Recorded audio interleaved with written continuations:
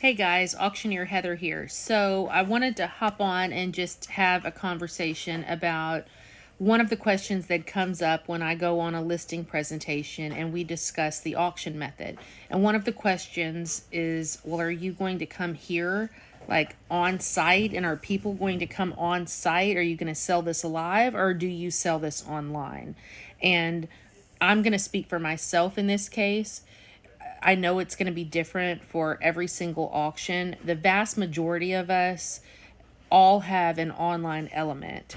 Now, if I have a multi-parcel auction, and really every one of my multi-parcel auctions I have done online and I have done on site.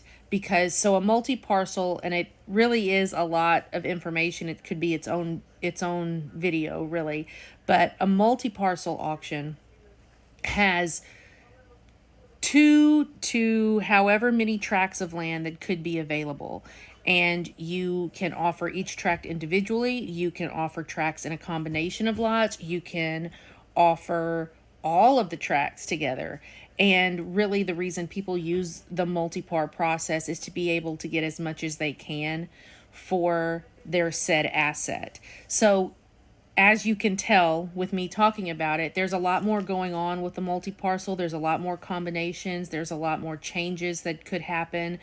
And so different terms apply, and it's just a very different setting, which is why I say it really, each project is very different. But if we're selling one unit or two units, or even like, we may sell multiple units, but each one is going to have a different seller. In a multi-par, you've got the one seller or the one client, whether it's an estate or a company or whatever it may be. But if you're selling one unit, one address, one home, one property, you are typically going to use the online auction method. And what I have found is that buyers really appreciate the anonymity of people not knowing who they are, like people not actually seeing them physically bid. Like, yes, they're bidding and they're bidding online, but there's just an element of that has lent well to the online auction process and buying especially larger assets.